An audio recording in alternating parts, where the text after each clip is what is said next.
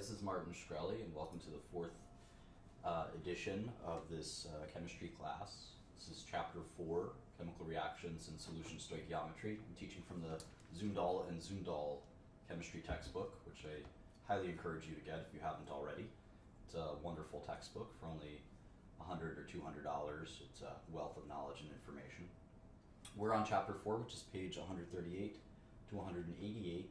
It's 50 pages, but it's a doozy. We learn a lot of important things here. So this may take at least an hour. I don't think we'll finish within 1 hour, and it may even take 2 or more hours. So buckle up for an important chapter. This is probably going to be one of the most important chapters in the book. Chapter 5 is on gases. Chapter 6 is on thermochemistry. And then chapter 7 will be probably more important than even this chapter, where we talk about atomic structure. So, but this is still a rather important chapter. So, make sure you can finish the whole thing in one sitting, and if not, you can certainly try in multiple sittings. So anyway, a big part of this chapter is about water and aqueous solutions. Aqueous solutions, which are solutions that have water as the solvent. Solvent is what is being dissolved into. Solute is what is being dissolved. So when you dissolve table salt into water, this is sort of the way that we define the terms solvent and solute. An aqueous solution is one where the solvent is water. And we see a lot of aqueous solutions in life. In fact, our body, you can think of it as an aqueous solution, which means that we have to really understand the impact of water on life and why is it so important? Why are we made of so much water and so forth? Well, we call water the common solvent. When I was a kid, we used to call it the universal solvent, but it's certainly not a universal solvent. So maybe they've decided to call it the common solvent now, which I think is a little bit more accurate. So what is water anyway? Well, we know it's H2O. You probably learned that when you were 5 years old. But the idea that water is this oxygen atom here with a covalent bond. A covalent bond, we learned that a chapter or two ago, to 2 hydrogen atoms. It's exactly the same covalent bond between the 2 hydrogens. And the oxygen, we'll learn more about this later, but it wants to have 8 electrons. It comes with 6, so it needs 1 more from one hydrogen and 1 more from the other hydrogen. The hydrogen comes with 1, so it's a perfect amount to equal the octet. And hydrogen doesn't want to make an octet, it has to make a duet first. So it brings 1 to the table and it borrows 1 from oxygen, and everyone's happy, and this is what we call a covalent bond. But it gets more deep than that. It gets deeper than that. What we find is that oxygen, we'll learn more about this in later chapters, and it's not urgent that you fully understand why right now, but oxygen is so hungry for electrons. It is so hungry for electrons that the sharing is not that equal. It reminds me of me and my girlfriend when we share food. It's not always equal. She has a more affinity for the food than I do. That's kind of like the relationship between oxygen and hydrogen. Oxygen wants to grab those electrons a little more than hydrogen does. So the electrons are spending more of their time. Here's an electron per se, and here's an electron. They're kind of spending more of their time towards the hydrogen. So because the oxygen is more electron hungry, those electrons are spending their time around this oxygen. So the oxygen actually has a slight negative charge. And this is delta, lowercase delta. You may recognize uppercase delta as change, but lowercase delta in chemistry means a partial charge. So it's a charge less than 1. We know an electron has a charge of -1, or a proton has a charge of +1. Delta is just somewhere in between 0 and 1. There's a partial negative charge in the oxygen because it's so thirsty for electrons that those electrons are being sort of pulled into oxygen. And the hydrogen, because its electrons are being pulled in, it's actually got a corresponding partial positive charge. And that means that oxygen is a pole. It's sort of a pole. The negative is here, and the positives are here. And this is why we call water a polar molecule. And the reason it's the common or the universal solvent is because it's a polar molecule. So we're going to learn all about polarity and polar molecules and things like that. But this is sort of the idea. So anyway, let's draw table salt. I think this will be fun. I'm going to draw the sodium in green, and I'm going to draw. Let's see. I'll draw the chlorine in purple. How's that? All right. So here's the chlorine. And ionic solids tend to form this kind of lattice structure, which we'll talk about in a second. So it actually does look like this in many ways.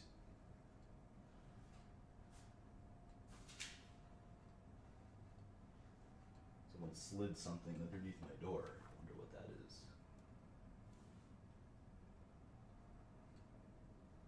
All right.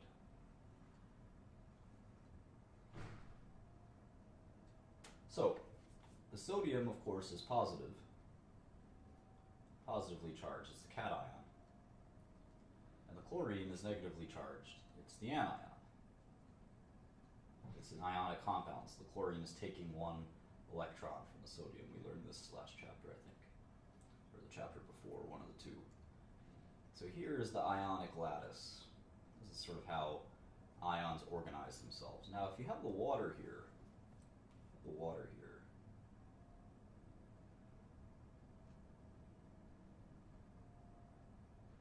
what ends up happening is the nature of this water is that because the partial negative charge on the oxygen and the partial positive charge on the hydrogen, you see that there is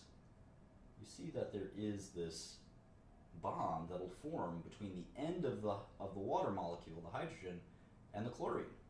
It'll actually rip it apart. It'll take this chlorine out of this ionic solid, and that's how dissolution happens. That's how dissolving happens, and we call this process hydration. Notice that the water molecule will stay intact. Water molecule will stay intact. This will be an intermolecular bond between the molecules. Intermolecular bond. And by doing that, and then obviously the similar thing will happen with the sodium and the oxygen. So all of these waters will be sort of surrounded by these partially ionic, or these completely ionic molecules. And that's how dissolving happens. So when we talk about solubility, or the ability for something to dissolve in a solvent, solubilize, as sometimes we say, one of the things that is very important is understanding what the solute structure is and the solvent structure is. And so the polarity is extremely important. So here you have an ionic compound, but let me show you a non-ionic compound called ethanol. I had a bunch of ethanol last night. Ethanol is this structure, this formula, which you'll undoubtedly memorize, and this structure, which you also will undoubtedly memorize. We'll learn all about in organic chemistry. Anyway, this is not an ionic compound. Every single bond is covalent. But ethanol can still dissolve in water. As I will testify, last night my beer had ethanol dissolved into it. Beer is a combination of water, alcohol, and a bunch of other stuff, which I don't know what it is exactly. But anyway, here's ethanol, C2H123450H. So that's ethanol. But water can dissolve ethanol. Why? Well, here you also have polarity. This oxygen is just as hungry in this molecule, it's always hungry, as it is in any other molecule. So you're going to end up having this partial charge, which we'll call a dipole moment, but we'll worry about that in a later chapter. And you're going to have this positive charge here. So this electron's going to be kind of crowding towards this oxygen, if that makes sense. So when you have a water molecule, which we'll just draw here, you're always going to have that partial negative charge here, and there'll be an attraction between these partial charges.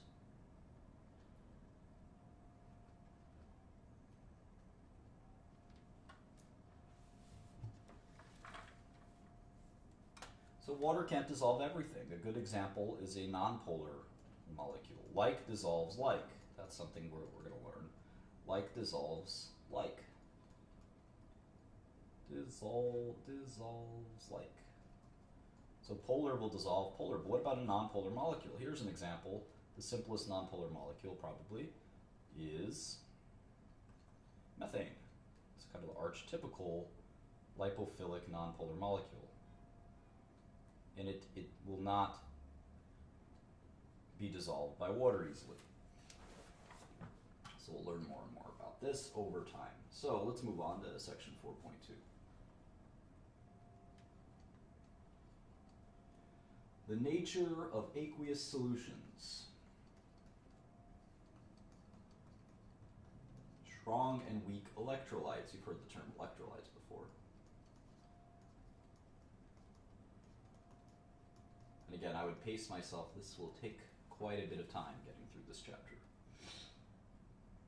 All right, so where do we start? Well, we talked about the definition of a solvent and a solute, and we talked about solutions. A solution is a homogeneous mixture. So one of the properties, there's a lot of properties of solutions. Let's list some properties. What are some basic properties? Color, right? Melting point, boiling point, freezing point,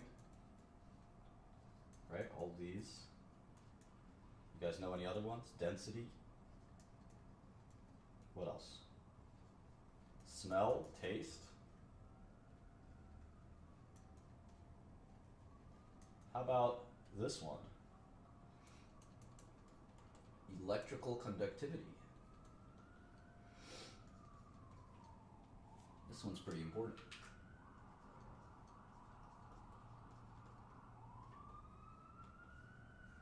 Can a solution conduct electricity? Water can't, it turns out. Water cannot conduct electricity.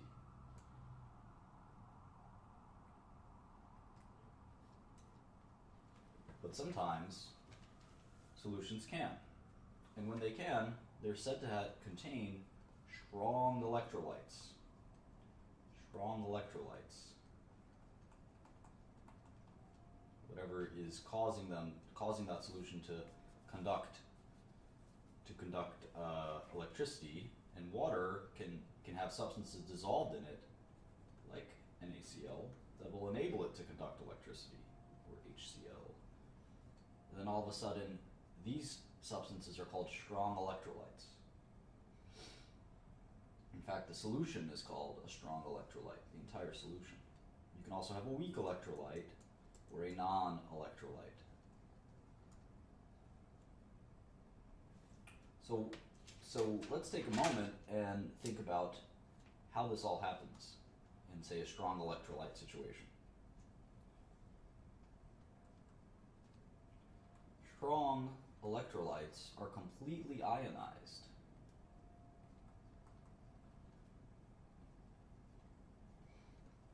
When they're dissolved in water.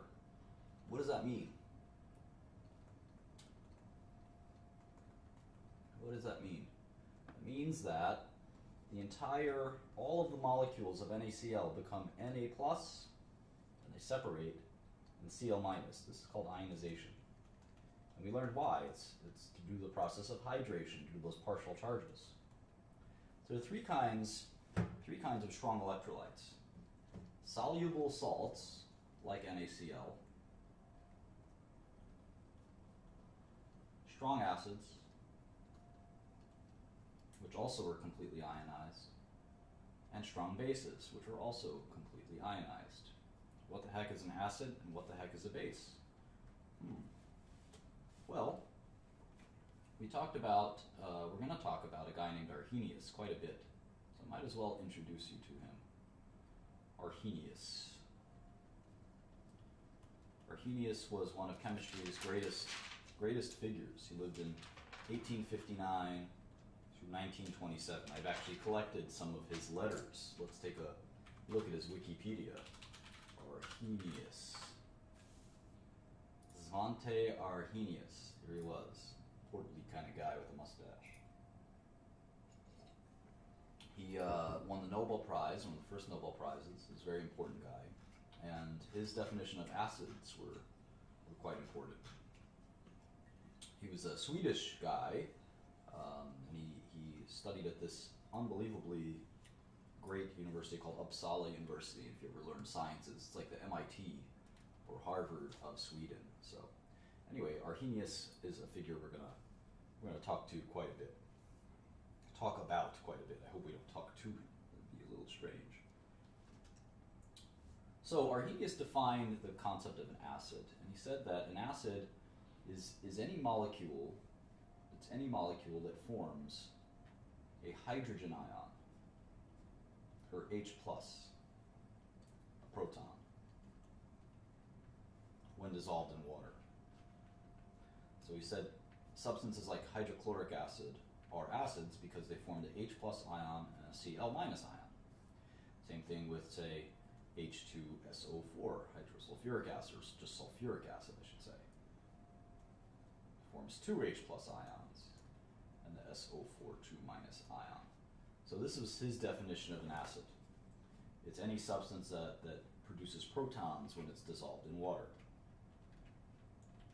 And so one of the important things to understand about some of these acids that are so-called strong acids, they're acids that every single molecule becomes ionized, the same thing as NaCl. Every single molecule becomes ionized in water due to that hydration concept. So that's a strong acid. We're going to learn more and more about strong acids. Strong bases are substances that form the hydroxide ion, OH-, like potassium hydroxide, NaOH. And again, all of the sodium and all of the hydroxide are ionized. There's no standing, surviving NaOH intact base. They're all separated by the water. So that's a strong base. And that's a concept that we're going to return to many, many times.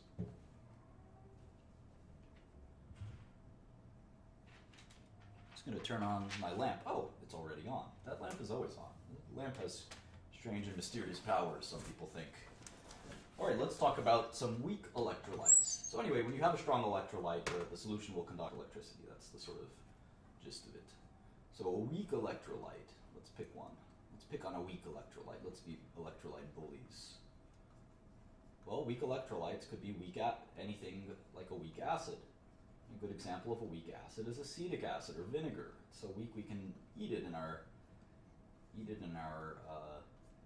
salads, or eat it, just drink it on the side like I do. I'm just kidding. And it's HC2H3O2. And this is the acetate ion. And it forms H+ and C2H3O2-. And this ionization is not nearly as complete. In fact, only 1 in 100 of the acetic acid molecules will ionize. So most of it will stay intact as acetic acid, unlike HCl, they will all separate. So that's a weak acid. There's also weak bases, as you can imagine.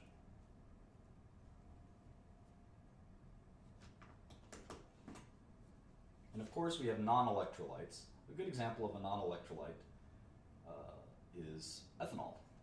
There's no ion here, right? There's no ion here. Sugar is another one. There's no ion in sugar. They'll still dissolve. So just because something dissolves doesn't make it an electrolyte. Keep that in mind. All right, so I hope you understood that concept, and it's a good introduction. It's a good introduction to some of the basic concepts of solutions. But let's get a little more ham, if you will. And we're making good time, but I think this is where we'll slow down a little bit, because some of this is pretty complicated. Like this thickness. All right.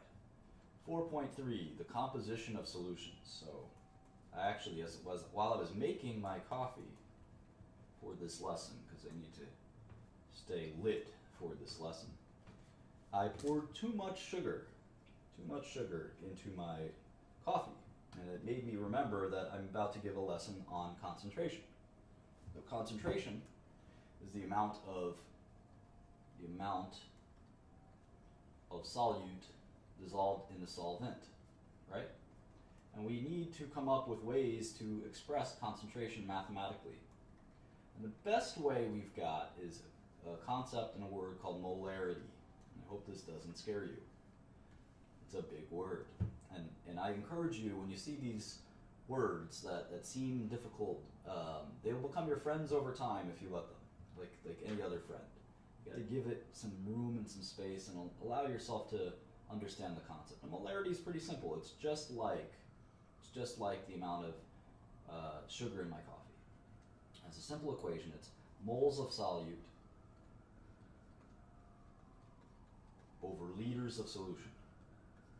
So it's not grams of solute, it's not kilograms of solute, it's moles of solute. So anytime we say 10 grams, let's say it was 10 grams of NaCl, we actually have to convert that into moles. Let's do that real quick. I just made this example up on the spot, but we can do that real quick. Na is 23, Cl is 35. Let's do the decimals. 35, 45, and 22.99. 22.99. So if you add that up, you don't have to be a mathematician to add this one up. It's 57.44.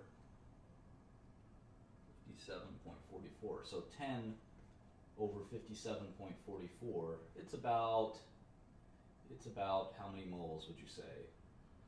Well, not that great at maths, or at least arithmetic, so let's do that. It's 0.17 moles. Get in that habit of converting things to moles. Get in that habit. 10 grams of salt, table salt, is 0.174 moles. In fact, when you go to the restaurant next and they say to you, would you like any salt? You say, yes, I would like 0.1 moles, please. And they will throw you out of the restaurant. But in any event, I would get a habit of converting masses into moles. It's pretty important. So anyway, here's a specific example where we need to do that when we calculate molarity. And when we calculate a molarity, we will use the phrase M. We'll use the designator capital M. So when we end up calculating a molarity solvent. And it's our way, it's a chemist's way of describing concentration. We can't say, give me a little bit of sugar or a lot of HCl. We have to say, I want 10 molar. This is how we would say it, 10 molar HCl. Or maybe I don't want that much HCl, I want a little bit. I want 0.1 molar HCl. If you want to dissolve something, this is a good way to do it. If you want to do a reaction that doesn't require as much concentration, this is a good way to do it. So, in any event, that's what we talk about when we talk about molarity. So, a 1 molar solution, right, contains 1 mole of that solute over 1 liter of the solvent, which is usually going to be water in many cases. Not always. And it's not solvent. Let's actually fix that. Let's adjust that, because this will often confuse me. And this is something that I think needs to be drilled into both my head and your head. It's not the solvent. It's actually the entire solution. It's the entire solution, including the solute. So if you pour 1 gram into a 100 gram solution or solvent, it was a 100 gram solution, now it's a 101 gram solution. And that extra 1 gram does make a difference, especially if you add 10 or 20 or 50. So just keep that in mind, that it's liters of solution, not solvent. Anyway, let's do some math. I'm on page 146 here. I'm going to do the first example. And they want us to calculate the molarity of a solution prepared by dissolving 11.5 grams of sodium hydroxide in enough water to make a 1.5 liter solution. Alright, so as you can imagine, the first thing we're going to do is get the molar mass of sodium hydroxide. Sodium, 22.99. Oxygen we know by heart is 1600. Hydrogen we know by heart is 1008. So, a little bit of math gets us 39.998. Can't we just say 40? We just say 40. We okay with 40? Yeah, let's just say 40. 40 grams per mole. So we have 11.5, and again, you want to get in the habit of doing dimensional analysis. So let's do the dimensional analysis. 11.5 grams of NaOH. We need grams on the bottom. So we're going to do 40 grams of NaOH, and this is equal to 1 mole. So we can cross out grams of NaOH from both sides, and we get 11.5 times 1 over 40, which is 11.5 over 40, which is 0.2878 moles. 0.2875 moles. All right, and we know that the solution is going to be 1.5 liters. So molarity will equal 0.192 molar. 0.192 molar sodium hydroxide. Very good. Easy peasy, I'd say. This will get harder. Trust me. Trust me. Let's do another one. Calculate the molarity of solution prepared by dissolving 1.56 grams. 1.56 grams of hydrochloric acid, gaseous hydrochloric acid, in enough water to make 26.8 milliliters of a solution. All right, same concept, right? Hydrogen is 1.008, chlorine is, I forget, let's see, 35.45, so the total is going to be 36.458, okay. And how many moles is 1.56 grams of hydrochloric acid? Let's see, 1.56 grams hydrochloric acid. We need 36.458 grams of hydrochloric acid. This is 1 mole. Cross out grams of hydrochloric acid. This goes here. This is how many moles of hydrochloric acid we have. And how many is it? 1.6 divided by 36.458, not 456. These typos will kill you. All right, it's 0.0427 moles. 0.0427 moles. And we can convert that to scientific notation, right? It's 4.27 times 10 to the negative 2 moles of hydrochloric acid divided by what? 26.8 milliliters. Remember, the molarity is in liters. The molarity is in liters. So we actually have to convert this. This is 0.0268 liters, or 2.68 times 10 to the negative second liters. 2.68 times 10 to the negative second liters. All right. So we can just divide these two. 4.27 divided by 2.68.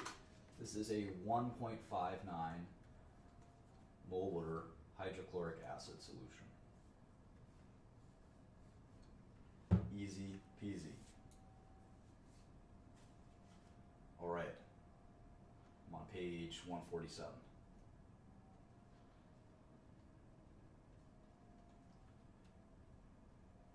Give the concentrations of each type of ion in the following solutions. All right, let's do the first one first. 0.50 molar cobalt nitrate, NO3(2). Okay. We need to figure this all out.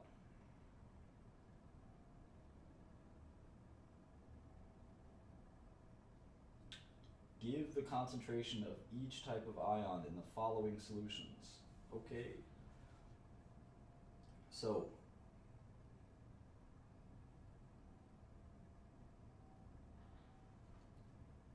cobalt nitrate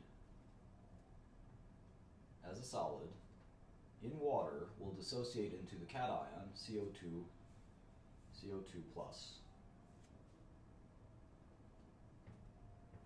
One molecule, or one atom, and 2 nitrates, minus.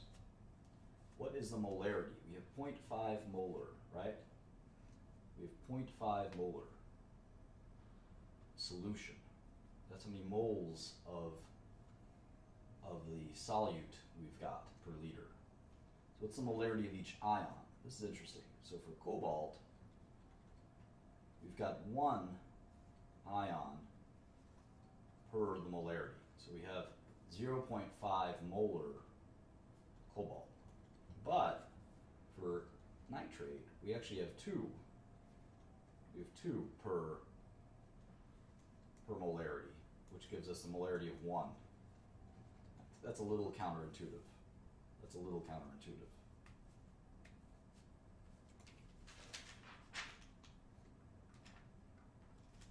So think that through one more time. Why is it double? Why is it double? Well, there are 2 ions, 2 nitrate ions in this solution.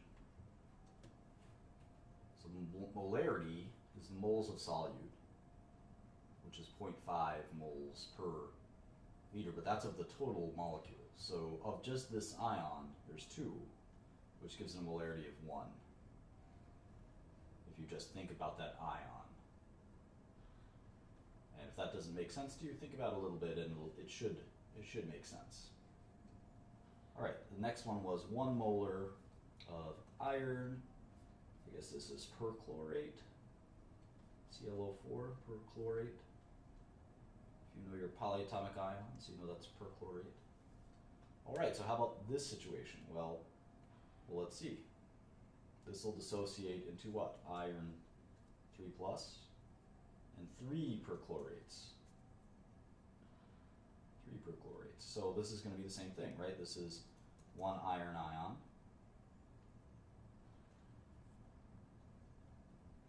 And it's at 1 molar, so there's 1 molarity, or 1 molar iron ions. And then for the perchlorate, there's 3 of these. There's going to be 3 molar. Again, it's a little counterintuitive, but if you stick with it, I think you'll see why it's the case. I'm going to get some more light in here. Hang on one second.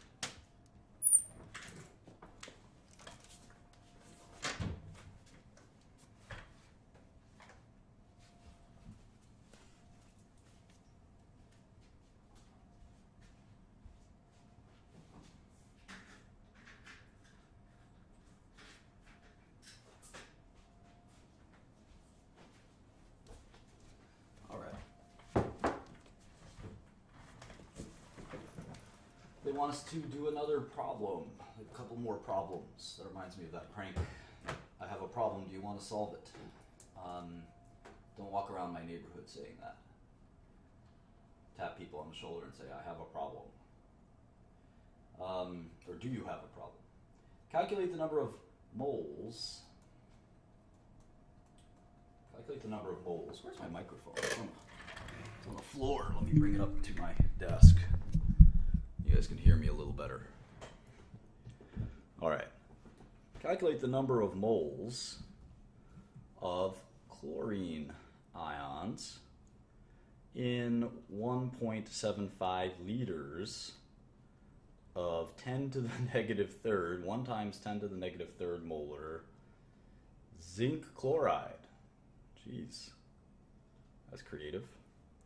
All right, we need to know, we have 1.0 times 10 to the negative third molar zinc chloride.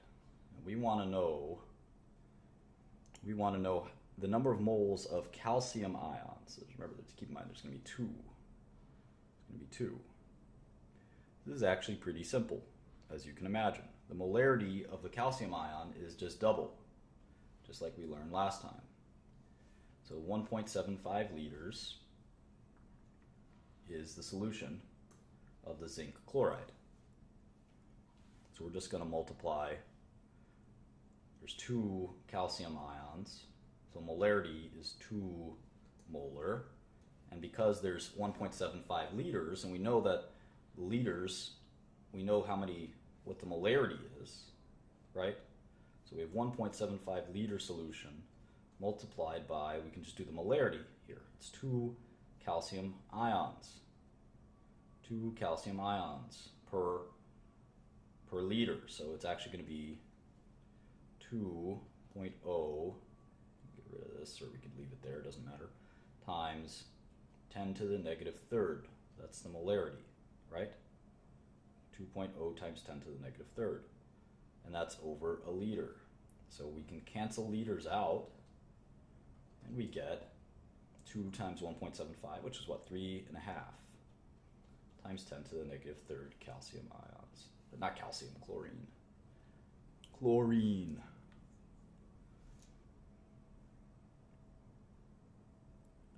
Cool. All right, here's another fun problem. This one was a really good one. It's on the bottom of page 148. Bottom of page 148. Blood serum. Blood serum is 1.14 molar sodium chloride. What volume of blood contains 1 milligram of sodium chloride? This is a good algebra problem. This is a good algebra problem. All right, well, let's start with the 1 milligram. Let's start with the 1 milligram of sodium chloride. We need to convert this. We need to convert this to what? Probably moles, right? Well, let's convert it to grams just to start. So 1,000 milligrams of sodium chloride is equal to what? 1 gram of sodium chloride. So we multiply, we cancel these out. So what's left is 1/1000th of a gram, or 1.0, or just 1 times 10 to the negative third grams of sodium chloride. All right, now we can start again. 1 gram. 1 times 10 to the negative third grams, I should say.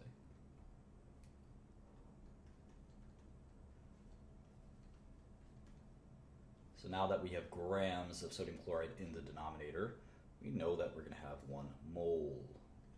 1 mole, right? So how much is the molar weight of sodium chloride? I think we did this already, but 35, 45, and 23, or 22.99. Let's just do that real quick.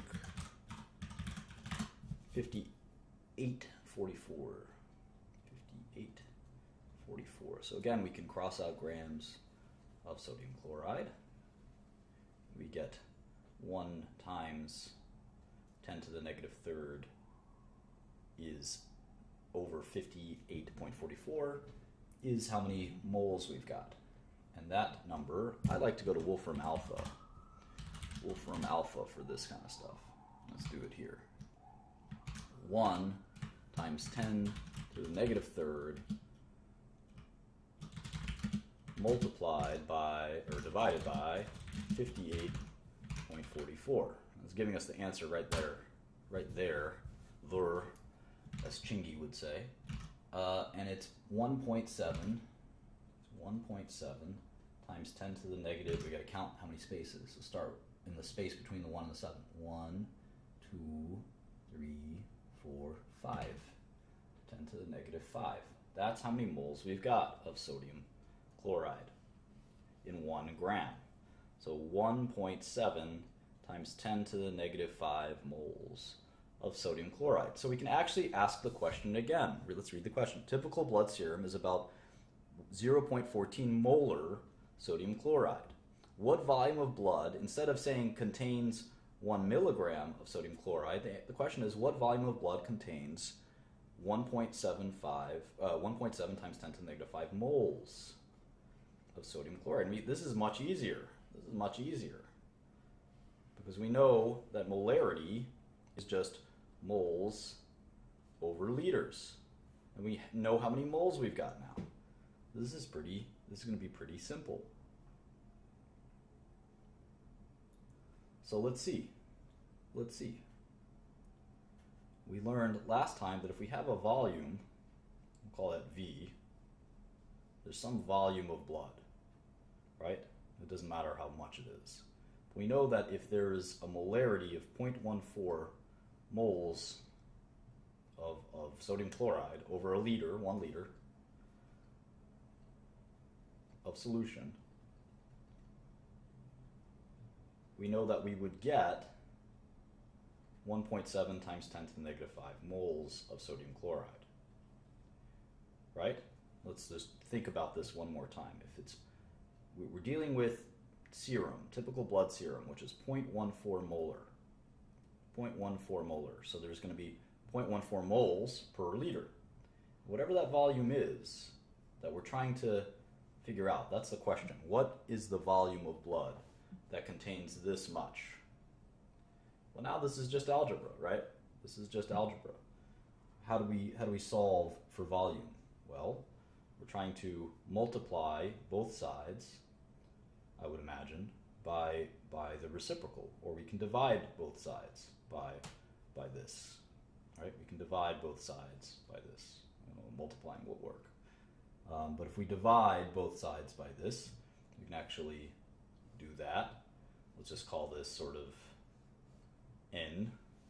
We divide it by n, and what we'll get is V is equal to 1.75. Ooh, I keep adding a 5, I don't know why. 1.7 times 10 to the negative 5th moles of sodium chloride divided by, instead of writing n, let's just write it out. It would be 0.4, which is this stuff. We can even move it using the copy and paste function, although we can just write it out. NaCl over 1 liter. And then if you do the math here, I think the way it works is you have to multiply 1 liter over 0.14. I think that's how reciprocals work. And let's see if I'm right.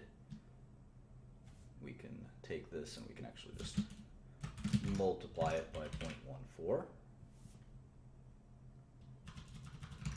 Or we're dividing it in this case, dividing it by 0.14. And we get 0.00012, which is 1.2 times 10 to the negative 1, 2, 3, 4. 1.2 times 10 to the negative 4th liters. Done. So that was a fun problem. It was really kind of complicated. You had to convert a lot of things. You had to use a little algebra. It's easy to sometimes forget exactly how to manipulate these equations to get to the right answer, but we did it. And this is a sort of a typical clinical chemistry problem. Very typical clinical chemistry problem that we're gonna deal with many times in science and biology and things like that. Okay. One more problem. For now, we're going to do probably a dozen more problems. All right, here we're on page 149. To analyze the alcohol content of a certain wine, a chemist needs 1 liter of an aqueous solution of 0.2 molar potassium dichromate. So potassium and dichromate ion is Cr2, potassium dichromate.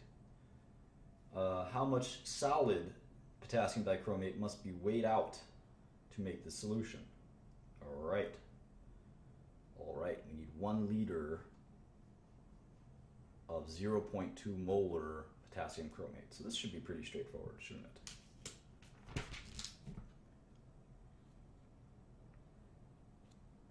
Well, let's see. Molarity is just moles over a liter. And we have 1 liter, so we need 0.2 moles of potassium dichromate. I wonder what the weight of potassium is. We need 2 potassium is 39.10.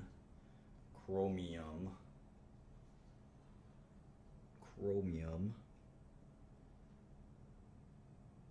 is 52. And oxygen, of course, is 16. All right, so what is all of this? This is 104, 7 times 16. I don't know my multiplication tables that well. It's 112. How about 39.1 times 2 is 78.2. I don't like to do math in my head. Gives me a headache. All right, 294.2 is the molar weight, or molecular weight, grams per mole of potassium chromate. All right, so we know we need 0.2 moles of potassium chromate. So we can actually do it like this. Let's say 1 mole of potassium chromate. We're doing this kind of the reverse way. It's fun. It's equal to 294.2 grams of potassium chromate. So we cancel out moles of potassium chromate. Anytime you divide something by 1, it's just that thing, so it's fine. So it's 0.2 times 294.2. That's how many grams of potassium chromate 0.2 moles of potassium chromate is. Well, let's just do times 0.2. We know it's 58.8 grams. That was easy. That was easy. Cool. So we are on page 150. And we've got about half the chapter to go, so we're making good time. We'll probably get this done in a total of 1 hour and 1/2 hours. So page 150, and they want to describe the concept of dilution, which is something that we all know a little bit about, and we talk about dilution in finance class. So talk about these things sort of applying to multiple fields. Now, dilution in finance is very different from dilution in chemistry. So one of the things we do in chemistry is we have something called a stock solution. A stock solution, which is a very highly concentrated form of a solution. And we use the stock solution to create a new solution, a more diluted solution, a more dilute solution that we need for the experiments. But the stock solution is very high concentration, or high molarity. High molarity. So we often have to take that stock solution and dilute it to get the solution that we want. So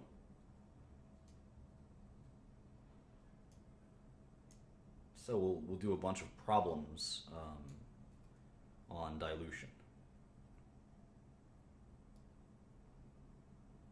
One of the things to keep in mind is that moles of solute after the dilution is always going to be equal to what? Moles of solute before the solution. Why? Well, we're not changing the solute, we're just changing the solvent. We're adding solvent, like adding more water, for instance. Let's do an example of acetic acid. Our stock solution of acetic acid, because we don't want to take up too much space, so we want the most concentrated. If we have only enough space on a shelf, we want the most concentrated amount. So we actually have 17.4 molar acetic acid. Because if we had 1.74 molar acetic acid, we would need 10 bottles of it to have the same amount of acetic acid. So why not just have it super concentrated? Just don't dip your hand in there. That's the risk. So we have a 17.4 molar acetic acid solution. And remember, acetic acid is what, HC2O3H2? Pretty sure. So acetic acid is, we have this stock solution on the shelf. We want 1 molar. We're trying to get 1 molar acetic acid. A little more reasonable. That's a normal concentration. 17 molar is a very high concentration. That'll burn quite bad, and it's probably not useful in too many experiments. But we want 1 molar. We want 1 molar acetic acid, and we need 500 milliliters of it. Small amount. All right. So how do we do this? What volume of the stock do we need to take out? What volume of the stock do we need to take out? Well, how many moles do we need in the final solution? How many moles do we need? Well, this actually makes a lot of sense. So we need 500 milliliters, right, of one. We need 500 milliliters of 1 molar. So we're going to need half a mole. Half a mole. It's pretty obvious, right? Half a mole over 1 liter is 0.5 molar, but remember, this is 500 mils, so this is half a liter. So that's 1 molar. So we need half a mole of acetic acid. Well, how many moles of acetic acid are in here? Well, that's also pretty simple. So we can just do this like this. We can do it with the volume. So we're asking, what volume of this stuff do we need? Well, volume whatever that volume is that we're trying to solve for, we know that if we multiply, we can just multiply the molarity, 17.4 moles of acetic acid. Let's write AA, acetic acid, instead of the formula. Save a little time. Over 1 liter of the solution. We know that we're hoping that this equals to whatever that volume is, the volume of water, right?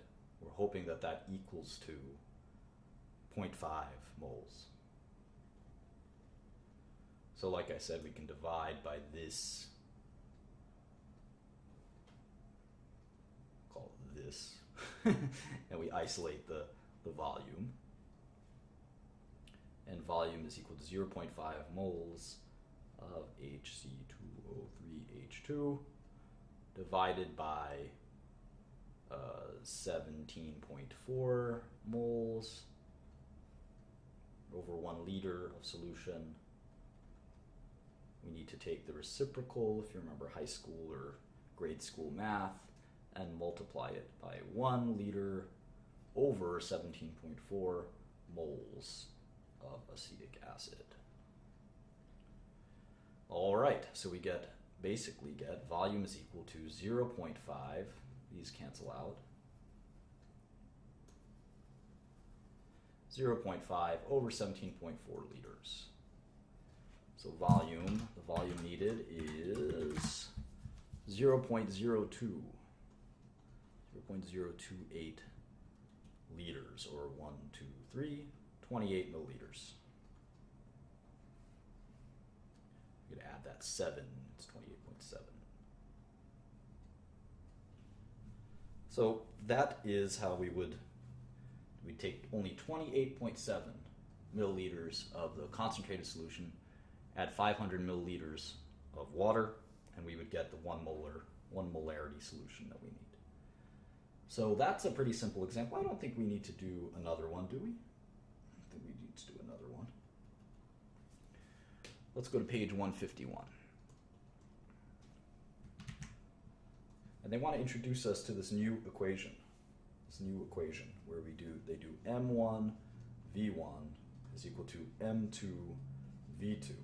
That's kind of interesting. They basically say that the moles of solute are not going to change. The moles of solute will not change by the dilution. So that's kind of interesting.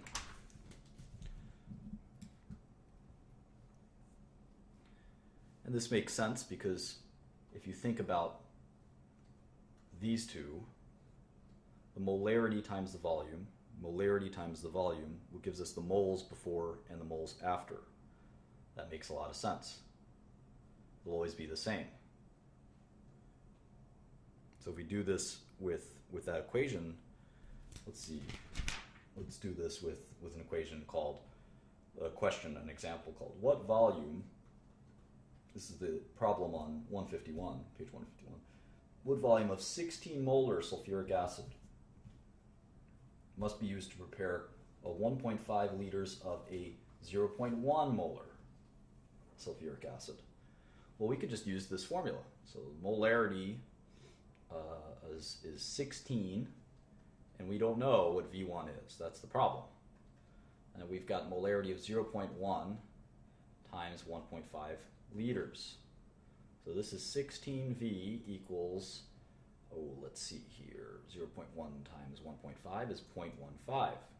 Divide by 16, divide by 16. We get 0.15 divided by 16 liters.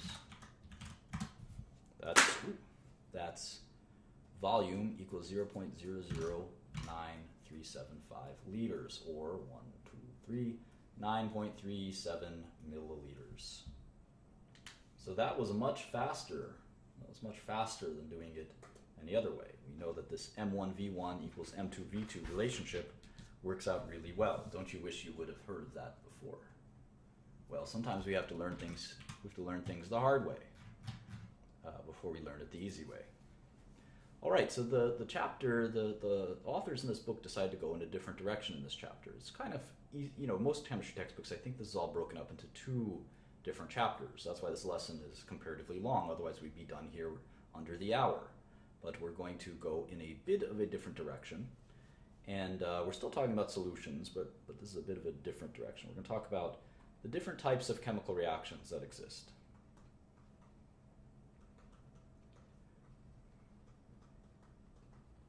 And there are quite a few of them. There's going to be three that are going to be the most commonly used ones. We're going to talk about precipitations. Jay-Z raps about precipitation in his song Umbrella with Rihanna. It's a good rap if you want to hear that. The next one is acid-base reactions.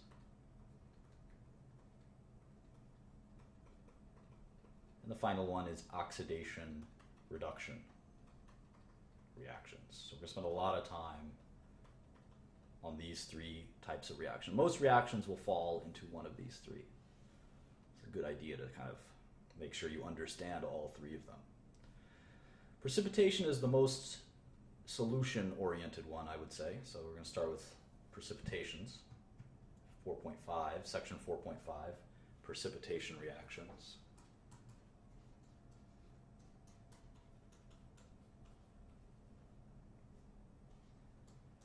We're on page 153, I think.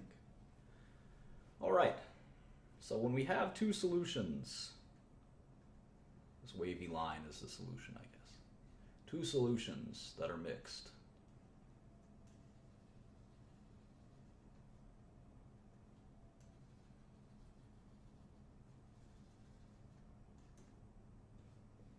Sometimes, let me use the light one. Sometimes what will happen is we'll get an insoluble solid that'll form. It'll just be kind of sitting there. And it separates from the solution. It's pretty crazy. We call that a precipitate. Precipitate. And it's a pretty wild thing. And let's show you a good example of a precipitate. We have that dichromium, or no, we're going to have potassium chromate as an aqueous solution. And this is yellow, believe it or not. It's yellow. We add it to barium nitrate, which is BaNO3, 2 nitrates, remember.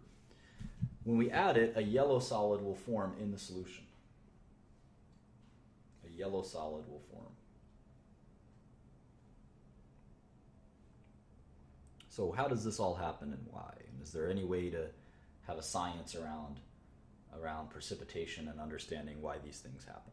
Well, let's think about the equation that happens. So we have potassium chromate plus barium nitrate, and we got these products, whatever these products might be. Remember, these are the reactants. And what were the products? Well, we're not really sure, right? Certainly we got a solution and we got a precipitate. So we got to think about that. So how do we think about that? Well, what ended up happening here is we had the potassium. Remember, the potassium is an alkali metal. It's going to separate out and ionize. So we're going to have K plus. And there's two of them. So there's 2K plus, 2 potassium ions.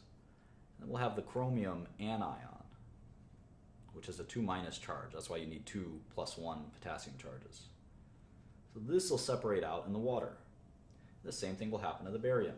The barium is a metal which will have a positive, it's a cation. And we know our nitrate has a 1 single negative charge. There's 2 of them. So this is kind of what the reactants are, because it's water. Water will ionize all of these, which we'll call them salts. They're not acids or bases, but they're salts. All right. So here you have the sort of ionic representation. So the ions are, you've got a K plus ion, potassium ion, you've got a chromium ion, you've got a barium ion, that's 2 plus, and we've got a nitrate ion, which is NO3 minus. So how do these ions form that yellow solid? Well, we know that these two guys matching up would not form that solid, they form a solution. And we know that chromium and nitrate can't match up because they're both negative ions, they would repel each other.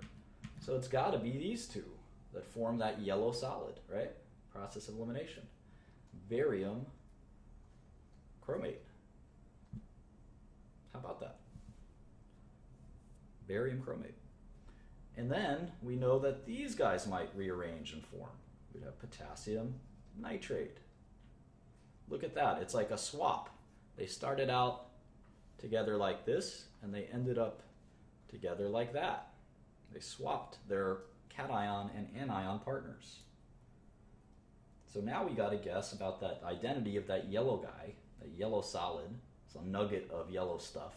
What is that nugget of yellow stuff? I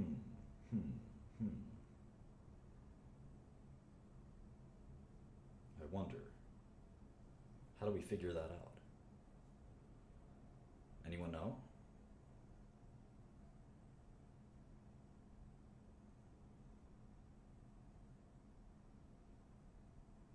Which one? Well, let's see. Both of these ions are colorless. We know that. A good chemist knows that. Nitrate and potassium are colorless. But the chromium ion is yellow. Chromium ion is yellow. My guess is it's going to be this guy, the barium chromate. And it turns out to be true. Turns out to be true. So it's not totally always obvious. Sometimes we have to do further testing. Let's do another one. We've got silver nitrate, AgNO3. Remember nitrate is NO3. AgNO3 plus potassium chloride. And we get an unknown white solid. I have my friend Billy who loves unknown white solids. Unknown white solid. What is it? I'd love to study these. So what ends up happening here? Same thing. We get Ag, positive ion, NO3, the anion. We got potassium, and we've got chloride. So we mix and match. We've got possibility of AgCl, kind of the rearrangement, or KNO3. KNO3. Didn't we just look at KNO3? We know that KNO3 is soluble. And we're going to learn more about solubility rules in just a second. Because precipitates are insoluble. They turn solids in solutions. So it must be this. It must be silver chloride. It must be silver chloride. We could actually write this equation down like this, kind of fancy. AgNO3 aqueous plus potassium chloride aqueous yields AgCl, or silver chloride solid, there you go, plus potassium nitrate aqueous. And that's a precipitation reaction. So how do we know when something is soluble and when something is not soluble? In other words, it'll precipitate. It'll form that solid. Well, this is our next tattoo in chemistry. We're going to have to memorize the solubility rules. Solubility rules. And anyone who was around when I first taught this course saw me struggle to memorize all of these solubility rules, but you have to memorize them. And in general, you can sort of get the gist of them. So the first rule, and they're not in particularly great order, but we're going to go in the order the book gives us. The first rule is nitrates are soluble. Nitrate salts are soluble, like potassium nitrate or lithium nitrate, sodium nitrate. They're all soluble. So they won't precipitate, in other words. Most salts containing the alkali ions are soluble. So these two, lithium nitrate would be particularly soluble, I would say. Potassium, cesium and rubidium we never see, so I'm going to leave those out. So these, and then we're going to lob in the ammonium ion just because we got the room. These salts are soluble. That makes a lot of sense. Nitrate is kind of random, isn't it? But this is a little more systematic. We're going to deal with all of the alkali metals, and then we're going to toss ammonium, which is one of a few cations, in for good measure. How about number 3? All right, this deals with the halogens, and this makes a lot of sense too. Chloride, bromide, iodide are all soluble.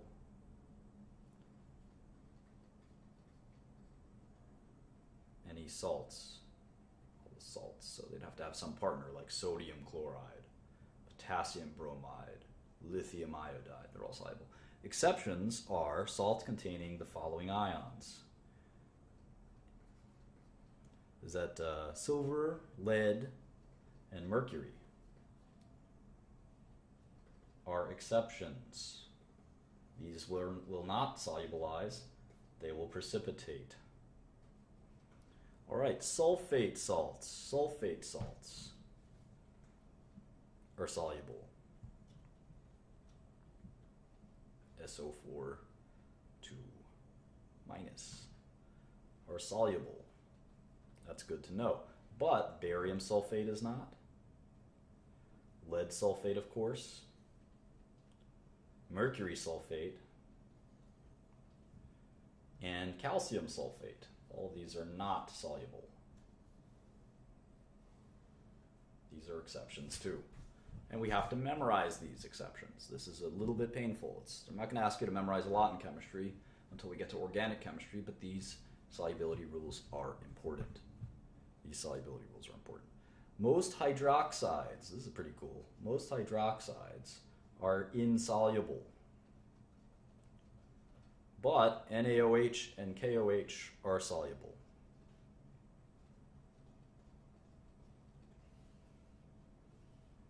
This is really important. You would think that they would be soluble, but they're not. All right. Sulfide, this is kind of a catch-all rule. So S2 minus, so a lot of sulfur-containing compounds are precipitates. Carbonates, chromates, and phosphates, a lot of phosphates are precipitates, are insoluble. Unless they have rule 2 cations.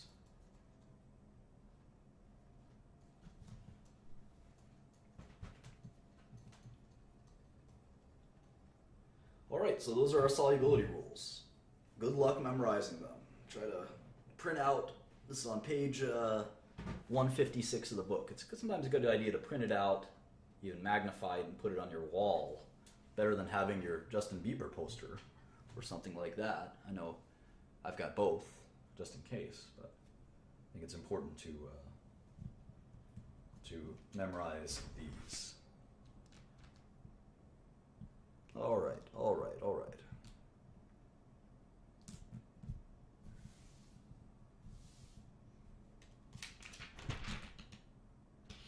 Let's do some stoichiometry. We learned a little bit about solubility. Let's do some stoichiometry. Let's skip ahead to 4.7 on page 160. Base Chica, I got the beer you sent me. I just got it today. Isn't that crazy?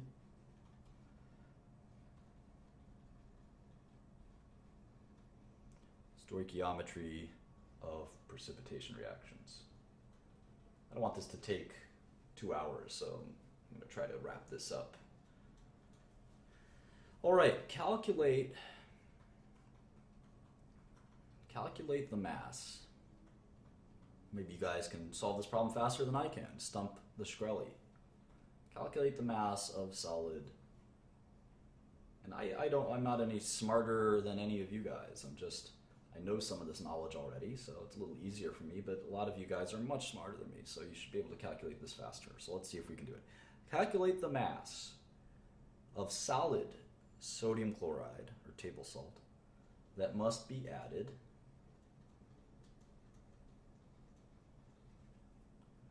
to 1.5 liters of a 0.1 molar silver nitrate solution to precipitate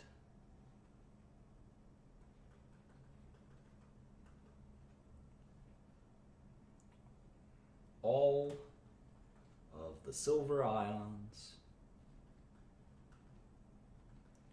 in the form of silver chloride. Now, why would that precipitate? Well, we know that we've got silver nitrate and sodium chloride. So they'll rearrange. We can just, if this isn't clear, we can just do this. And we know that will form silver chloride and sodium nitrate. We know sodium nitrate is soluble. Rule 1 and 2 tell us that. First, nitrates are soluble and sodium salts are soluble, so definitely sodium nitrate is soluble. But what about sodium chloride? What about sodium chloride? Well, Rule 3 tells us that all chloride salts are soluble except for ones that contain silver. So we know this will precipitate. So how much table salt will we need to precipitate all of the silver? Let's do some math. This is going to be fun. All right. Probably the first thing we need to know is how many moles of silver ion do we have? And this is actually pretty easy. We've got 1.5 liters of a 0.1 molar solution. So they're going to be 0.15 moles of silver. That makes sense. Silver is a cation, of course. It's a metal. All right, so how many moles will we need to react with 0.15 moles? We'll need 0.15 moles of chlorine ions, right? Pretty obvious. Same amount.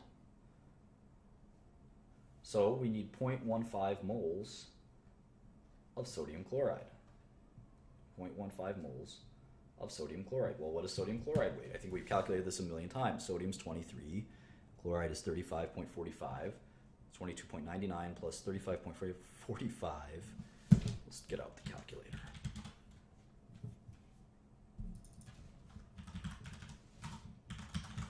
Is 58.44. So 58.44 grams over 1 mole of sodium chloride. Moles of sodium chloride cancel out. This is the grams of sodium chloride we need. Times 0.15, it's 8.7. We need 8.7 grams of sodium chloride to precipitate 0.15 moles of silver. So some of you got that faster than me. Good for y'all. I wouldn't say that proves that you're smarter than me, but it's a good hint. We can skip the next equation, which is extremely similar to the one we just solved, and we can go to 4.8. I'm going to take a half a second break here to maybe get some water or something. But we're going to talk about acid-base reactions. And this is something we covered a little bit already, but we're going to talk about it in more detail. Then we're going to go to titrations as examples. Then we're going to go oxidation reduction reactions, which is going to be something I'm going to go through pretty slowly just because it's complicated. And we should be able to get done by, if not 5:30, 5:45. Just give me 30 seconds, 60 seconds to take a quick break. Why is it so dark in here?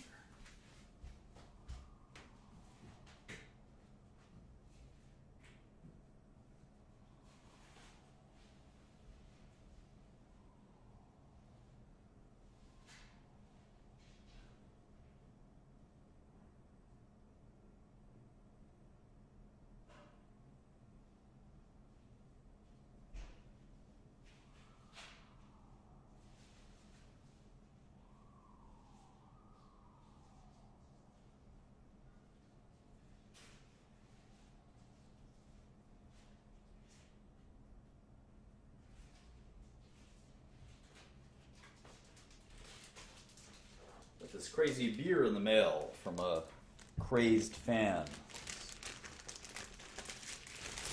How Now Brown Cow Ale. Looks pretty cool. The adult beverage for any of you kids out there. Came in a Ziploc bag. Should I trust it? Should I trust it? This is definitely still the Zumdahl book. I'll drink that later.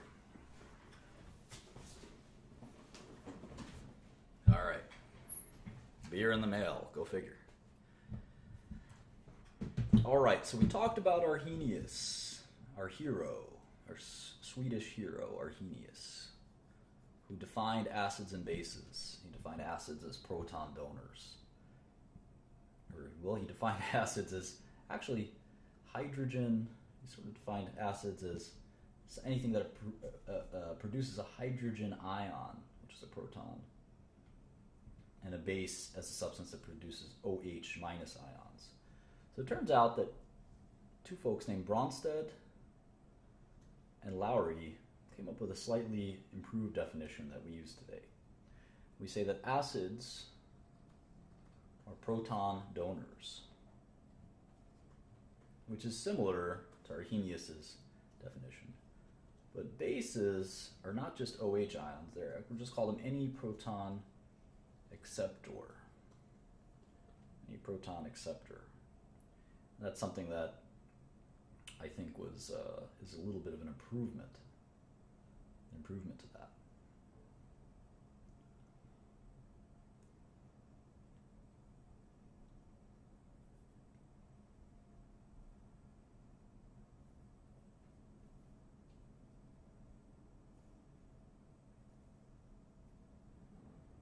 So, we often call these acid-base reactions neutralization reactions. Neutralization reactions. And you can guess why. We're trying to often neutralize an acid or a base by reacting it. So when you have just enough base to react with an acid, it's been neutralized. We neutralized some hackers last night on the Blab. That's another story, another day.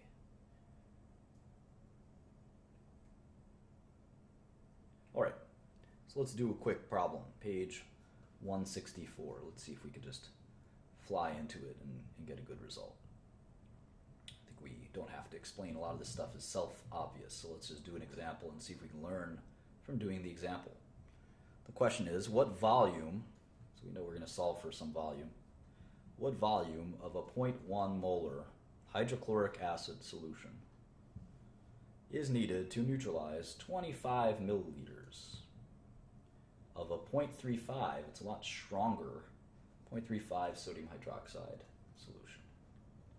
Well, we know that we're going to need however many moles this is of sodium hydroxide, we're going to need that many moles of hydrochloric acid, right? That's pretty obvious. And for every mole of OH ion, we're going to need a mole of H plus ion, right? Those are going to be the real driving forces. It's going to be the driving forces. How many moles do we have of OH minus ion?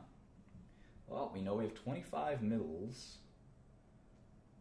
of sodium hydroxide, and we have to convert that to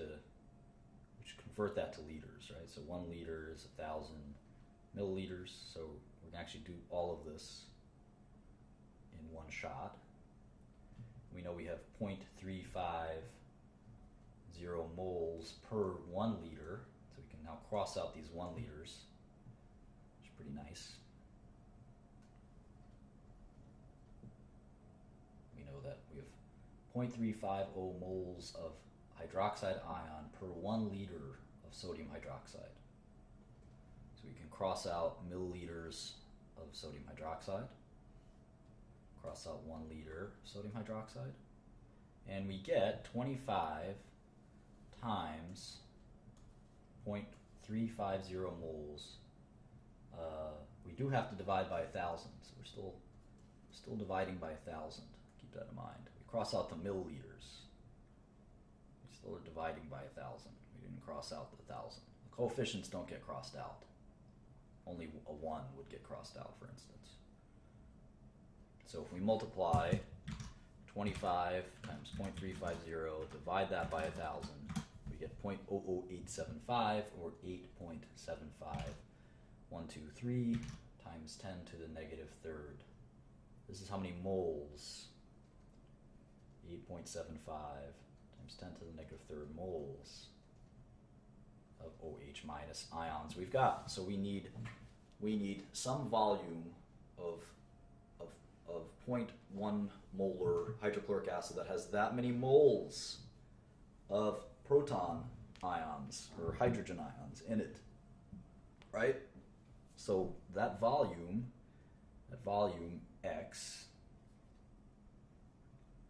that volume is going to be multiplied by some molarity, right? And that molarity we've got is, we know the molarity, it's 0.1. So that's 0.1 moles of hydrochloric acid, or H plus Cl minus, and really it's just H plus that we're after here, right? Just that H plus we're trying to get. And that's going to equal, we're setting that equal to this number.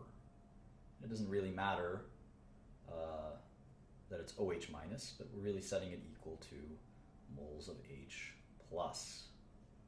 That's what we're trying to solve for. What's that volume? So we can divide this entire unit by both sides. Divide that by 0.1 over 1. And if we divide that, we're really in essence multiplying it by 1 over 0.1. So we're dividing it. We're in essence going to be dividing this thing by 0.1.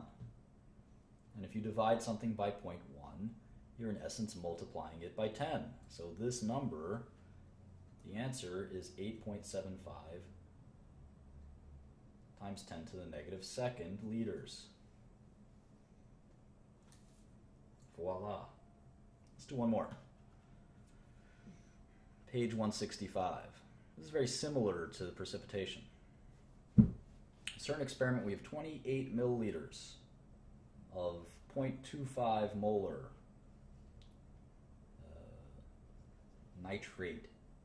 nitric acid, nitrous acid. I always forget. Let's see. HNO3 acid, nitric.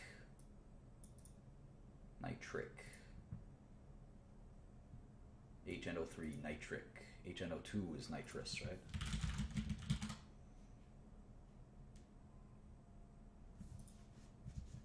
.25 nitric acid and 53 milliliters of 0.32 molar potassium hydroxide. So we're going to mix these two. 28 mils of 0.25 molar nitric acid and 0.32 and 53 milliliters of 0.32 molar potassium hydroxide. So what we're going to ask is, what is the concentration of H plus or OH minus ions in excess after the reaction goes to completion? Okay, so we're going to want to know what the H plus here and basically the OH minus here is, and what the difference is. All right.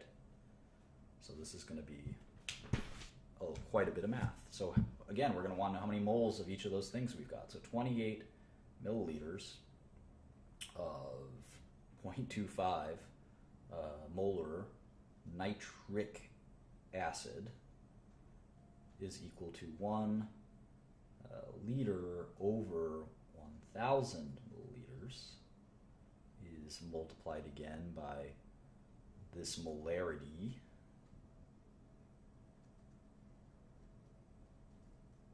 H plus, over that same 1 liter. We can actually get our moles right now. So we're going to cross out milliliters.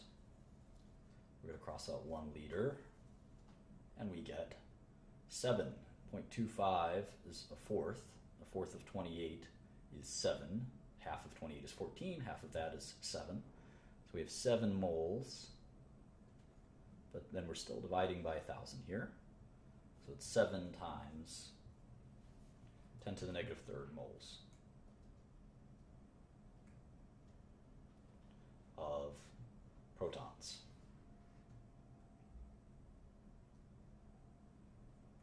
Okay, easy peasy. How about the 53? Same kind of concept. 53 mils of potassium hydroxide. 1 liter is 1,000 milliliters. We've got 0.32 moles of hydroxide ions per liter. Right? All makes sense. Cross out milliliters. Cross out 1 liter versus 1 liter. 53 times 0.32. I'll give you the spoiler alert, is 1.7. And of course, we're still dividing by 1,000, so this is 10 to the negative second moles of OH minus. So here we've got it. We've got 7. We've got more OH minus ions than H plus ions. So they're going to be in OH ions in excess. This is still going to be a basic solution when we're done. We have fewer. We've got fewer. So we can actually just subtract. Pretty easy. 1.7 times 10 to the negative second minus 7 times 10 to the negative third is 8.10 times 10 to the negative second. Oops, I got that a little off. Hang on. Mixing and matching here. 1.7 times 10 to the negative second minus 7. 1.7 minus 7, right? That's just 1. That's just 1. 1 times 10 to the negative second. Cool. That's how many OH ions we have in excess. Very simple.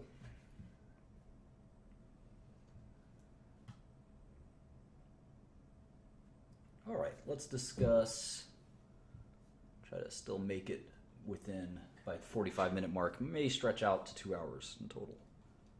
Page 166. Acid-base titrations. All right, this is important to learn. I don't want to skip this. Imagine going to organic chemistry and never having learned what a titration is. That would be problematic. So a titration is where we deliver a solution. We deliver a solution usually through something called a burette, which is this like device that has this like clamp type thing that you turn. You can turn this and it'll pour out this liquid that's stored up here.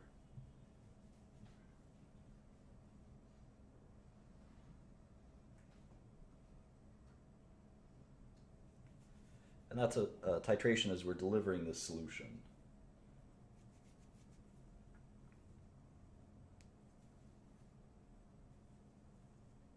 This is called the titrant. This is called the analyte, or analyte. And so we hear the word titrate a lot in pharmaceuticals. I'm going to titrate the dose of the drug. I'm going to move that dose up or down. Sometimes it's a verb that just means change in small doses. So we titrate a solution as well. So usually we titrate to something called an equivalence point. And there's an indicator, and the indicator tells us the reaction is done. Indicator. What's kind of cool is with drop by drop, you can add a solution, a titrant, to the analyte, and you'll get at just one more drop, you'll get the solution or the analyte to reach that equivalence point. And sometimes the equivalence point is very dramatic. And in fact, we use an indicator usually as a color change. One of the favorite ones we use is phenylethylamine. Phenylethylamine. Used to use this in chemistry class in high school. Phenylethylamine. It is colorless in an acid, and then it's pink in basic solution.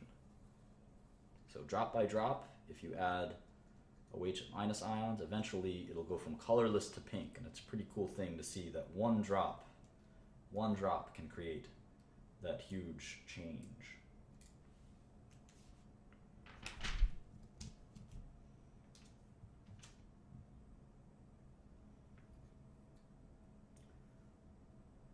Wonder if we have to do more of these problems. I think we can live without it.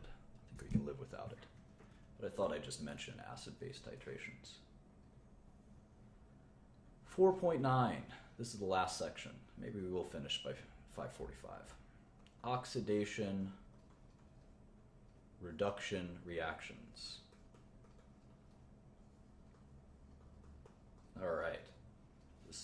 This might take half an hour. We'll see.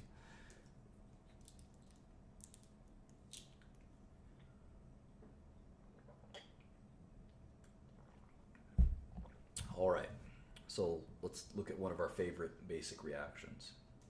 2 atoms of sodium and chlorine gas will form 2 molecules of sodium chloride.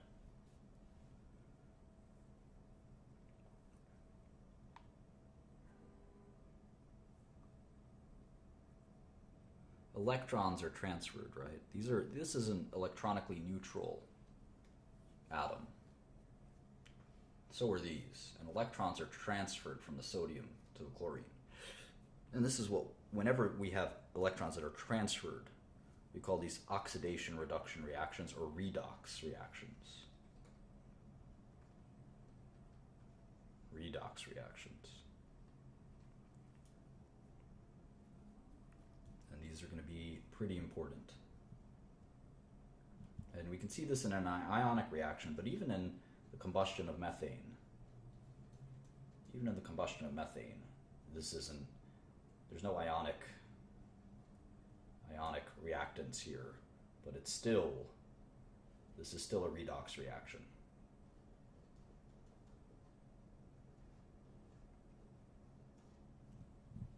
So we're going to have to learn to explain why this happens. We're going to learn something called oxidation states. This might hurt your brain a little bit. You may have to go over this a few times to understand it, and that's why I want to go kind of slow.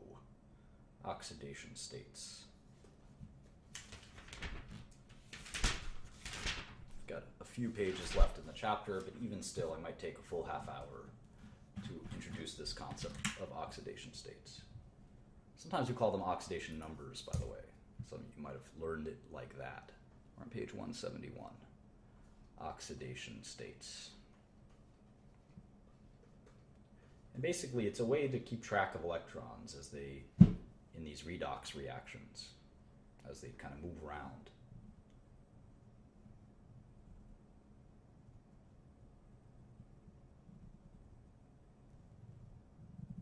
We kind of have a system in doing that. A bunch of rules that we use to define oxidation states and numbers. Now remember, the sum of these numbers must be 0 for a compound. Sum of the oxidation numbers must be 0. That makes sense. And some of them are somewhat obvious. Let's do a couple obvious oxidation numbers. So a halogen, right, like a fluorine, is always -1, right? So F and Cl are always -1 because they have 7 in their valence and they're trying to make that octet. So their oxidation number is -1. They usually are taking 1 electron, right? How about oxygen? Oxygen is almost always -2. It's taking 2 electrons. Any atom in an element, say a solo atom like sodium or oxygen or whatever, these are for compounds, right? So anything in a solo atom is always going to be 0. It's going to have an oxidation of 0. Any atom at all.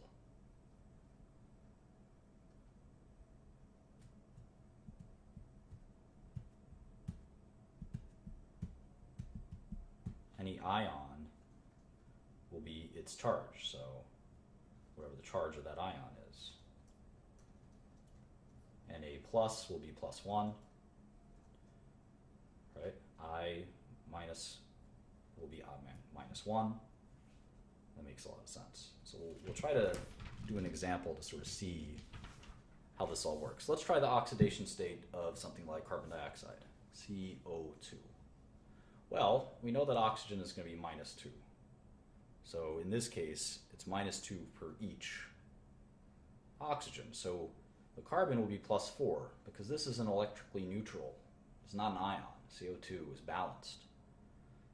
So it's +4 and the oxygens are -2 each. That was pretty easy.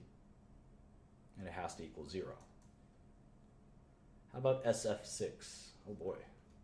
Well, we know fluorine is -1 and there's 6 of them. So the S must be +6. And that's the answer. These are the oxidation states. And we'll see why these are important in a second. How about NO3-? This is an ion. NO3-. Well, oxygen is -2. There's 3 of them.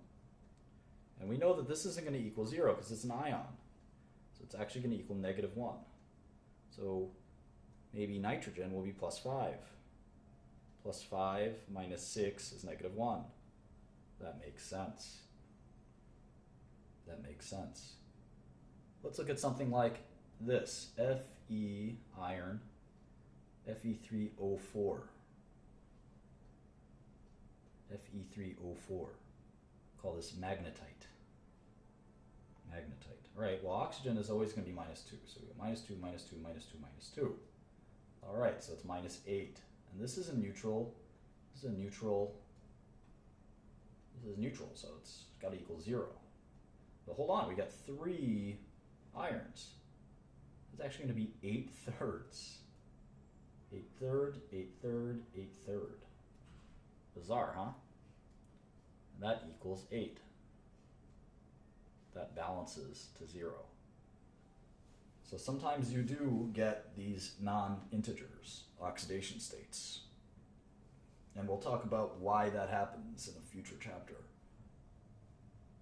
You'll see that that's pretty reasonable, actually, in a future chapter.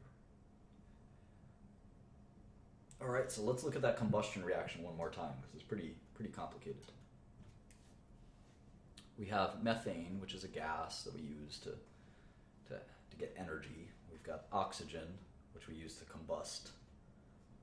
We have carbon dioxide, which is released, and water, which is released. So we learned from the oxidation rules that any solo atom in an element, including like a diatomic element, is going to be 0. It's going to be oxidation of 0. But here we know that carbon and hydrogen, there's oxidation states here. And one of the oxidation rules that you're going to learn is that hydrogen is +1 in its covalent compounds.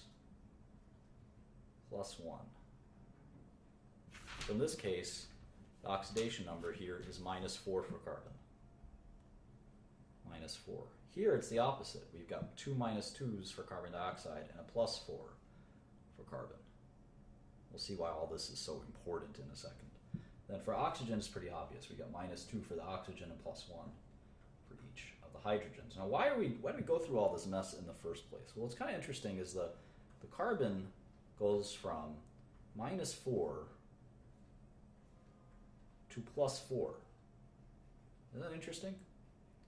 The carbon goes from having 4 excess electrons to giving up 4 excess electrons. So it actually has a change of 8.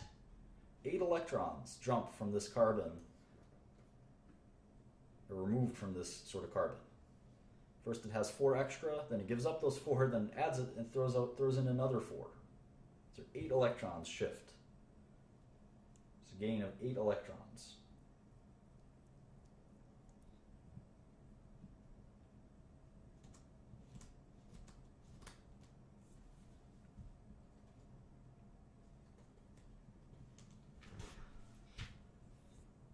So we're going to define some terms here as oxidation and reduction. What are those? Oxidation and reduction.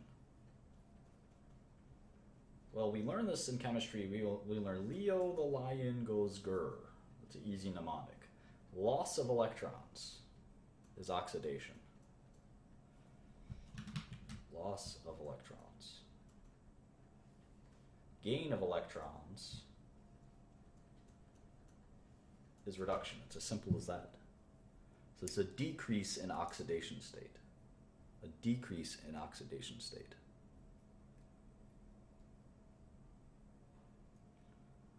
So here, the methane is being oxidized. Its oxidation number is going from -4 to +4. It is losing its entire 4 electrons, plus it's losing another 4. Plus is because it has a positive charge, right? It's being oxidized. Methane is being oxidized. Oxygen is doing the oxidation, which makes a lot of sense if you think about it. Oxygen is doing the oxidation of methane.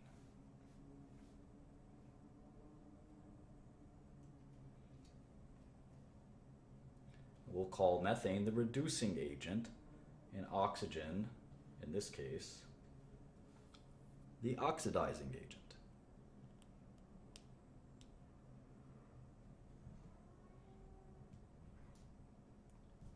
can see that oxygen goes from the oxidation number of 0 to -4. So you can say that oxygen is being reduced, right? Methane is the reducing agent, and oxygen is being reduced. But oxygen is the oxidizing agent, right? And methane is being oxidized. And this is going to confuse you. It should. It confused me the first time. It still confuses me a little bit. But it's something that you're going to have to deal with and learn. And this is the best example to do it. If you have to watch it 10 times, watch it 10 times. It's not that bad. You'll get it. So let's do an example. We're almost done here. Should make it by 6 o'clock with time to spare. Page 174. There's a compound called galena. It's lead sulfide, I guess. And what we do is we take 2 galena atoms, or molecules, excuse me, and we oxidize it. This process is called oxidation or combustion. And it yields 2 lead oxide plus 2 sulfate, I want to say. Sulfide? Lead sulfide? Something like that. Let's see. And we take the lead oxide, carbon monoxide, we get lead plus carbon dioxide. All right, so what they want us to do, what they like us to do, is to identify the atoms that are oxidized and reduced and specify the oxidizing and reducing agent. Oxidizing and reducing agents for each reaction, reaction 1 and reaction 2. All right, let's try that. Well, in this first reaction, the lead is +2.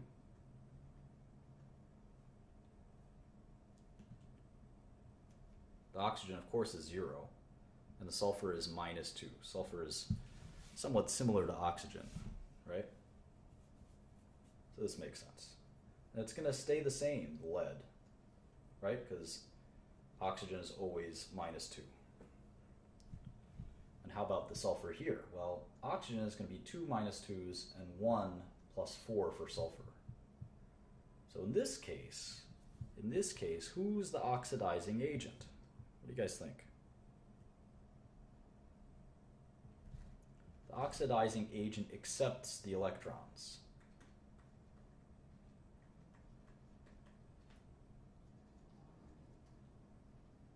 It accepts the electrons. Remember, Leo the lion, loss of electrons is oxidation. So an oxidizing agent, it makes sense it accepts these lost electrons. In this case, it's oxygen. As you can see, it goes from 0 and it takes all these electrons, the oxidizing agent. How about the reducing agent? It's going to donate electrons. It's donating electrons. These are the 2 possible choices, by the way. The reducing agent. Well, there's only one other one.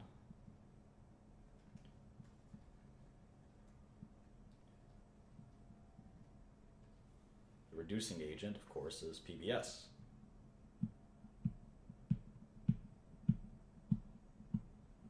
So what's being oxidized? What's being oxidized in this equation? It's actually the sulfur. The sulfur is going from -2 to +4, right? It's being oxidized. It is losing electrons.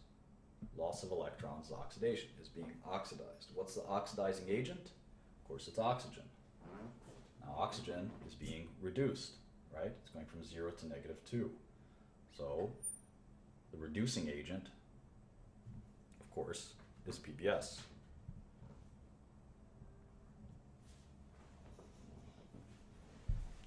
All right, let's do the second one. These always twist my brain a little bit, these redox ones. So we've got PBO plus CO yields PB plus CO2. So let's see if we can do this. Well, PB as an element is always going to be 0. right? Negative 2 here will be plus 2 here. Negative 2 will be plus 4 here. This is negative 2, this is plus 2. That's pretty easy stuff. So what's the oxidizing agent and what's the reducing agent? What's the oxidizing agent and the reducing agent? Surprise, the oxidizing agent, of course, is going to be PbO, and the reducing agent will be CO. So why? Well, let's see. The Pb will actually gain electrons, right? The carbon will lose electrons. Think that through. The lead is being reduced. And the carbon is being oxidized. LEO, loss of electrons, is oxidation. The carbon is going from plus 2 to plus 4. It's losing 2 electrons. The carbon is being oxidized. The lead is being reduced. It's going from plus 2 to 0. So it's actually gaining electrons. Gain of electrons is reduction. Okay, so we know which is being oxidized and which is being reduced. Now we need to know the oxidizing agent and the reducing agent. Well, the oxidizing agent is PbO. PbO. And the reducing agent is CO.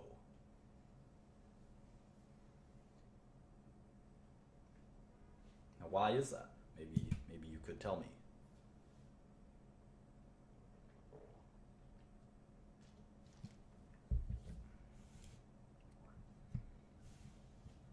Well, the oxidizing agent accepts the electrons, and in this case, PbO is accepting electrons. You can see that it goes from plus 2 to 0. The reducing agent, right? The reducing agent donates electrons, and you can see the carbon is doing just that. That's pretty easy. All right, we're in the last section, so we just have 2 pages done, and we're done. It's just maybe 1 more minute. Balancing, oxidation, or we just say redox equations.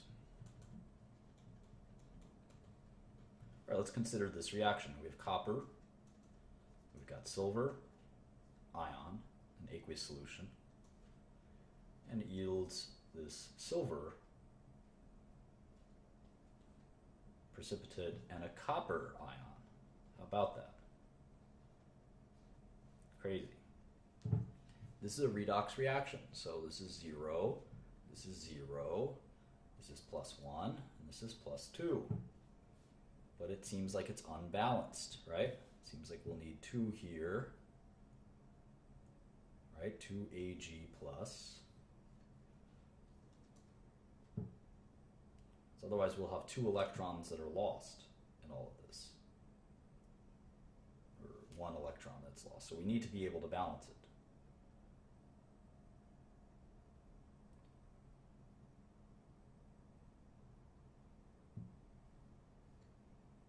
Does that balance it? Yeah. Now it's sort of ionically neutral. Plus 2 on this side, plus 2 on that side. Let's try another one.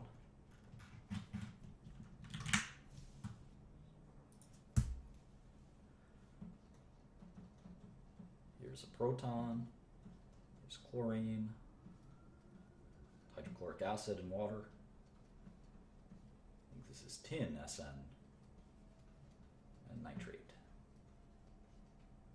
And this will yield SnCl6, tin chloride, I guess.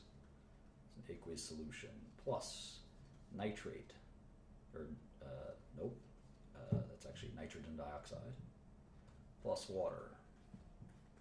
All right, so let's do all of this. So this is plus 1, this is minus 1, this is 0, and this is minus 1.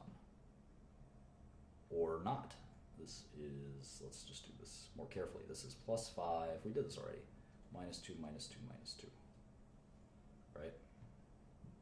All right, so let's do this. Well, this is going to be minus 6, minus 6, minus 1 6 times, right?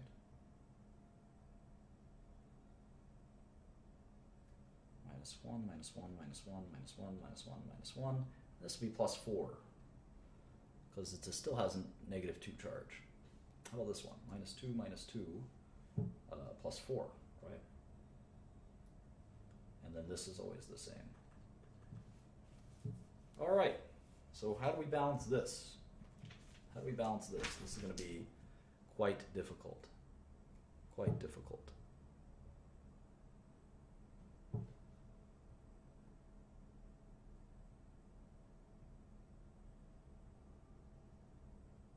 So if we think about it, the chlorine doesn't change its oxidation state. The hydrogen doesn't change its oxidation state, and the oxygens don't change their oxidation states. The only things that change their oxidation states are tin goes from 0 to plus 4, and nitrogen goes from plus 5 to plus 4. So that's pretty interesting. We could actually kind of rewrite this equation as tin plus nitrate becomes tin chloride plus nitrogen dioxide. And we know we can just copy the old one. So this was 0, this was plus 5 minus 2, and we don't have to write the oxygen parts, just plus 5. And then this became plus 4, and this became plus 4. Interesting, right? So the tin lost 4 electrons. It went from 0 to negative 4. The nitrogen gained 1 electron. So we're going to have to add, 4. We're going to have to add 4 here to balance this out. Because this is a loss of minus 1 and a gain of gain of 1 and a loss of 4. So to balance it out, we're going to have to multiply this by 4. So now we have 4 NO3 minus. 4 NO3 minus. But that'll sort of disrupt the whole equation, so we have to balance the rest. We have to balance the rest of it. So we have 4 NO3 minus. How are we going to balance this? How are we going to balance this? We can inspect it, right? So over here we have 4 N's on the top. How many N's do we have on the bottom? Just 1, right? Just 1. So we're going to need 4 here. Good. How about tin? We have 1 tin here and 1 tin here, so that's fine. How about chlorine? We have 1 up here and 6 down here. Uh-oh. So we're going to need 6 chlorine. Okay, chlorines check out. The chlorines check out. Let's do hydrogen. There's 1 here. Let's be careful. There's 2 here. There's 2 here. Huh. All right. Let's think about that. How about oxygen? There's 12 up here. 03 times 4 is 12. Down here there's 8. 8 minus 12 is 4, so we're going to need 4 up here. Let's change the color so it's clearer. We need 4. And since we have 8 waters here, we're going to need 8 hydrogens here.